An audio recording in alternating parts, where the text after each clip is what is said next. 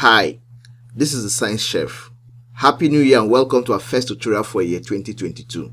Our sincere prayer is that this year shall be the year of breaking boundaries for us all in Jesus' most precious name. Amen. In this video, we'll be learning about the second part of our series on mole concept and an application of mole concept, which we title Mass-Mass Relationship. So go nowhere, I will be right back.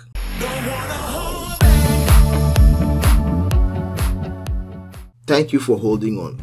In our last tutorial on mole concept for beginners, we explained the concept of a mole and the different ways of expressing the mole in terms of mass, volume, concentration, and number of particles.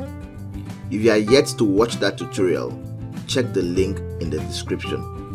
In this tutorial, we will see how to apply the mole concept in chemical reactions with respect to the masses of the reactants and/or products. Let's consider the reaction between hydrogen and oxygen to form water. In this reaction, 2 moles of hydrogen gas will burn completely in 1 mole of oxygen gas to form 2 moles of water. This is called the mole ratio or the stoichiometry of the reaction. The stoichiometry of a reaction is the ratio of the amount in moles in which reactants combine and products are formed in the chemical reaction. Since we are looking at the mass-mass relationship, it means we will convert the mole ratio of the reactants and products to what we call mass ratio. Remember, the molar mass of hydrogen gas is 2 grams per mole, while that of oxygen gas is 32 grams per mole, and that of water is 18 grams per mole. You would need to watch that last tutorial to know what molar mass is and how to calculate the molar mass of a substance. It means that 2 times 2 grams of hydrogen gas must combine with 1 times 32 grams of oxygen gas to form 2 times 18 grams of water. Now the question is, what if we don't have up to 4 grams of hydrogen gas or 32 grams of oxygen gas? Does it mean that we cannot produce water in the lab? The answer is yes, we can. But to do that, we must apply the following steps, which are applicable to all forms of relationships in mole concepts. Step 1. Identify the key players and ignore the spectators, or what we call the detractors, in the question. The key players are those on which sufficient and clear information have been provided for in the question. They also include substances whose missing information you are expected to find, and do not include substances that are qualified as excess or limited, as these are vague descriptions and cannot be quantified. Step 2. Determine the mole ratio of the key players. Step 3. Convert the given parameter of the substance in the question, in this case mass, to number of moles. Step 4. Using the mole ratio, determine the number of moles of the unknown substance. Step 5. Finally, convert the determined or calculated number of moles of the unknown substance to the desired parameter. Note that these steps are not cast in stone, as there are various ways of solving problems on applications of mole concepts. We are going to employ 2 different methods to solve our problems, and you can use any method that is easier for you. Example 1. Determine the mass of lead 2 chloride precipitated when 5 grams of sodium chloride solution reacts with lead 2 triethylnitrate 5 solution according to the equation shown on the screen. Given that the relative atomic masses of lead, nitrogen, oxygen, sodium and chlorine are 207, 14, 16, 23 and 35.5 respectively. From the equation of reaction in example 1, 1 mole of lead 2 triethylnitrate 5 solution reacted with 2 moles of sodium chloride solution to precipitate 1 mole of lead 2 chloride and 2 moles of sodium triethylnitrate 5 solution. This reaction is a double decomposition reaction used for preparing insoluble salts. To learn more about the preparation of salts, watch our tutorial on methods of salt preparation. The link is in the description. So, from the information provided in the question, we can confidently say that sodium chloride and lead 2 chloride are the players, while the rest are spectators. This is because we are given the mass of sodium chloride that reacted and asked to calculate the mass of lead 2 chloride that would be formed. From the equation of reaction, in example 1.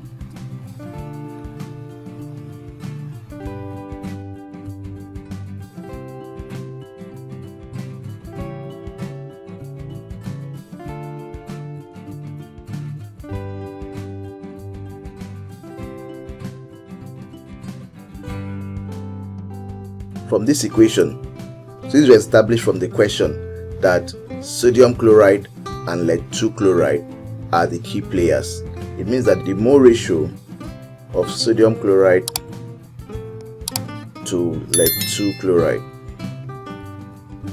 is 2:1. That's the first thing we are meant to do. Identify the key players and then determine the mole ratio.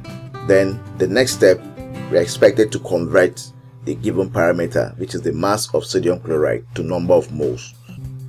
Number of moles of sodium chloride equals to mass of sodium chloride over molar mass of sodium chloride.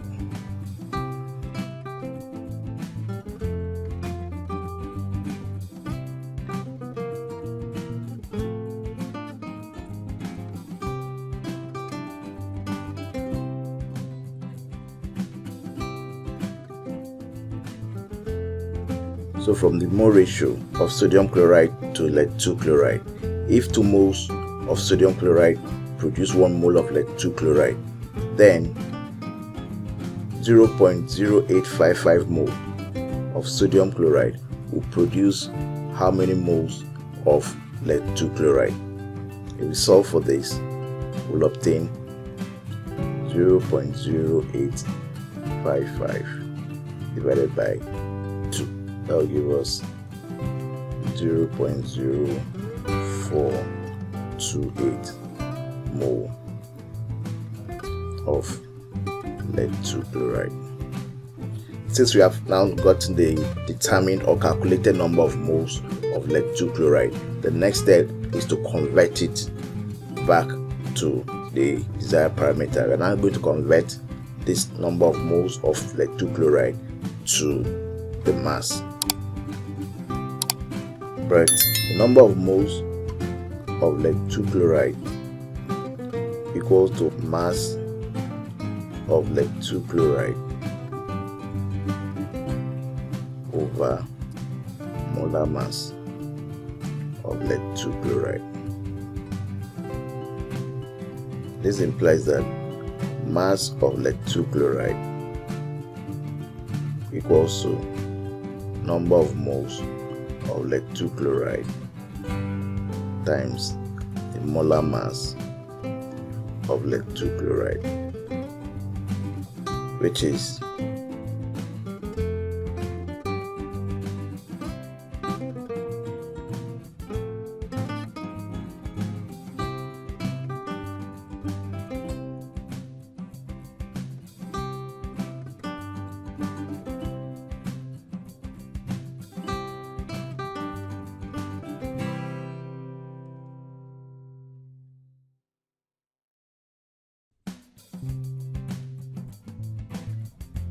means that 5 grams of sodium chloride will react with lead-2 triazonitrate 5 to precipitate 11.9 grams of lead-2 chloride based on their mole ratio.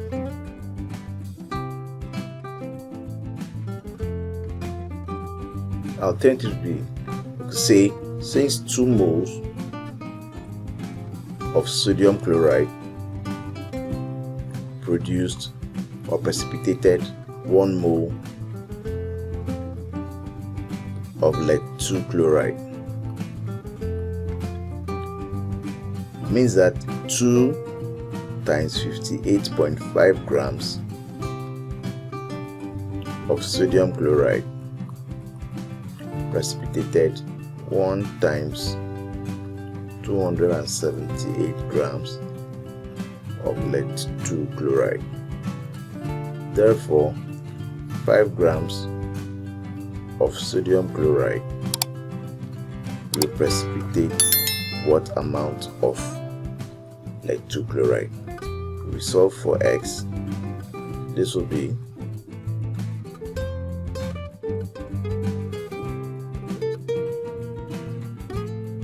0.0855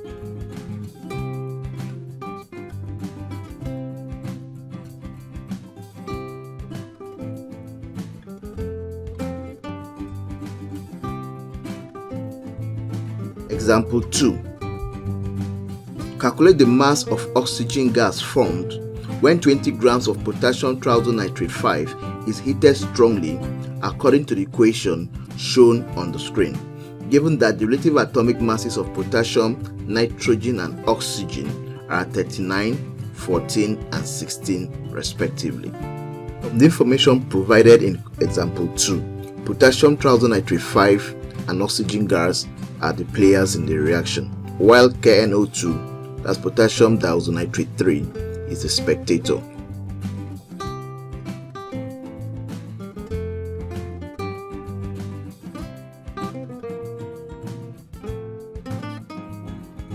So since we have established that potassium triethylnitrate 5 and oxygen gas are the players in this equation, then from the equation of reaction, the mole ratio of potassium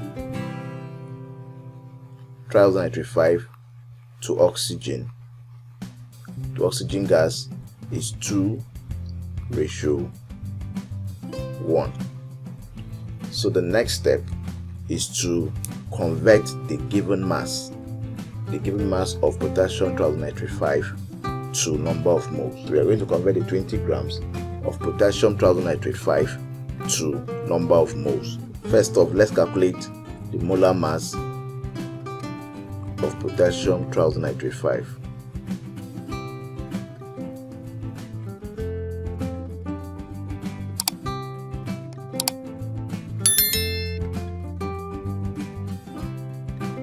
So the number of moles of potassium triethylnitrate 5 equal to mass of potassium, the given mass of potassium triethylnitrate 5 over the molar mass of potassium triethylnitrate 5.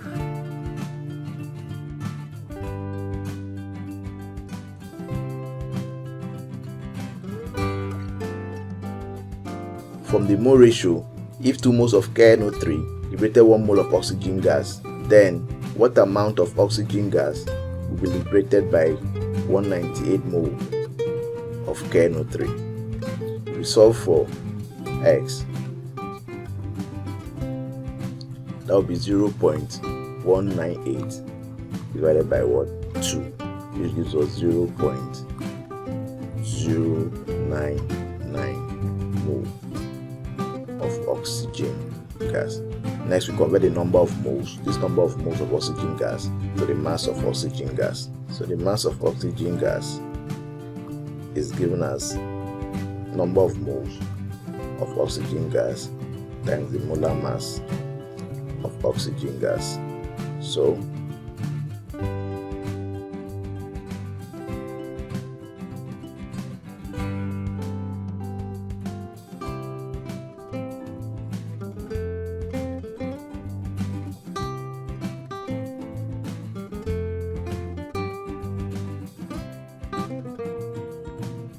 this means that 3.17 grams of oxygen gas will be liberated by 20 grams of potassium triethylnitrate 5 when it is heated strongly.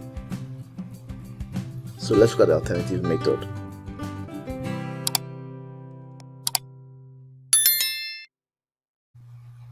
Two moles of KNO3 liberated 1 mole of oxygen gas. This means that 2 times 101 grams of KNO3 liberated 1 times 32 grams of oxygen gas. Then 20 grams of KNO3 will liberate what mass of oxygen? We solve for X.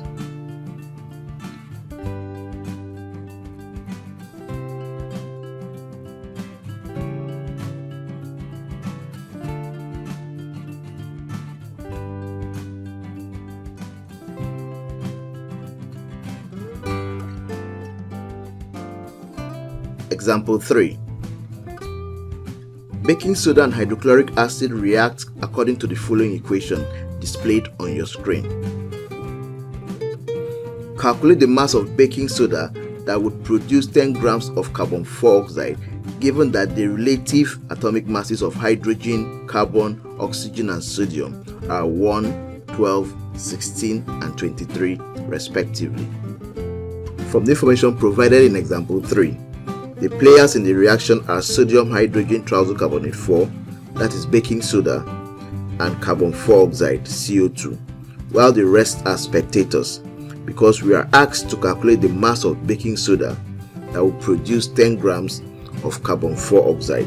Since we do not have any sufficient information on hydrochloric acid, so it cannot be a player.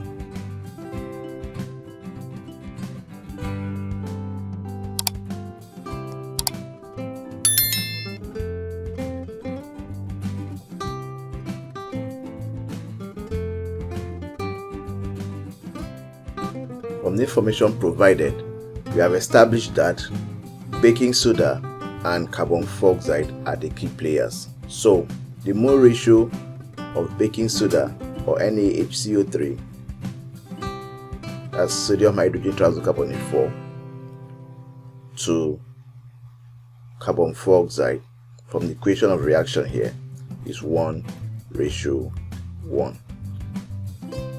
So the next thing we have to do is to convert the mass of carbon 4 oxide that was produced to number of moles. The number of moles of carbon 4 oxide equals to mass of carbon 4 oxide all over molar mass of carbon 4 oxide.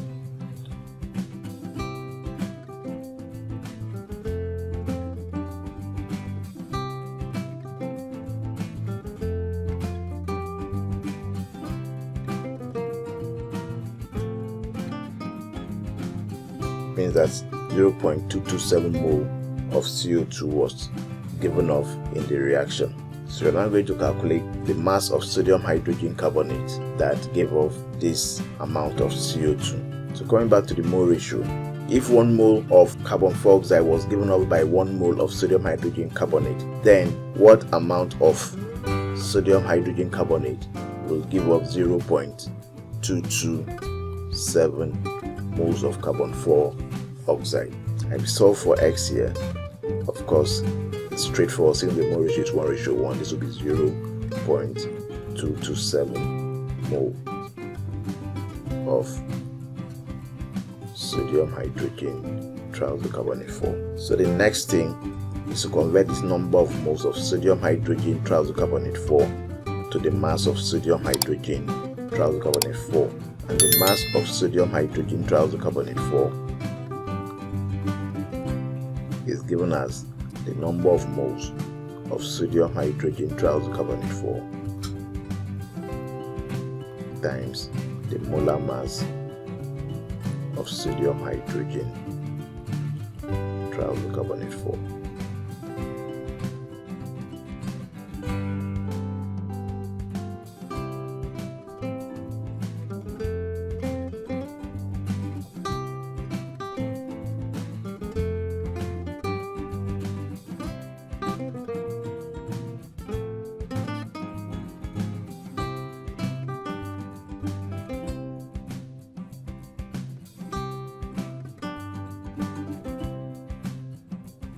So let's look at the alternative method.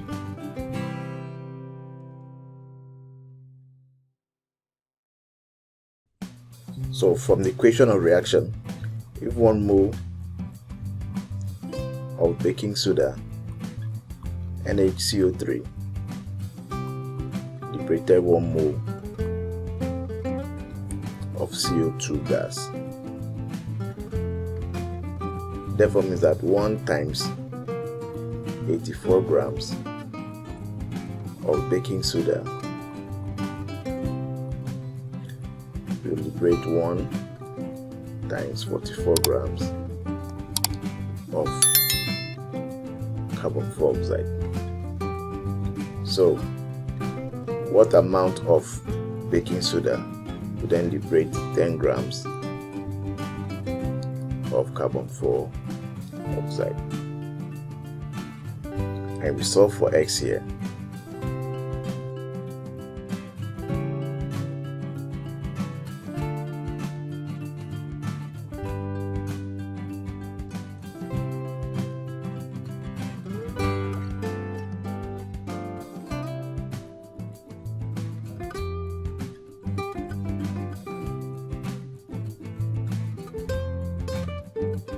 So, it's now your turn.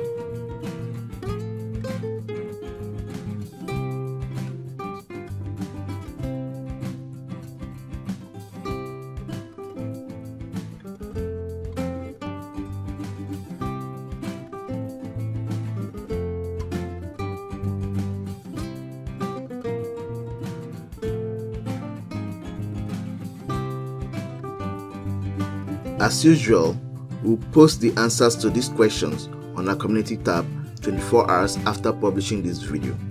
In our next tutorial, we'll be looking at another application of mole concept called the mass-volume relationship in the third part of this series. If you'd like to be notified when the video is published, simply hit the subscribe button and turn on the notification bell. Happy New Year once again, and stay safe till I see you when I'll see you.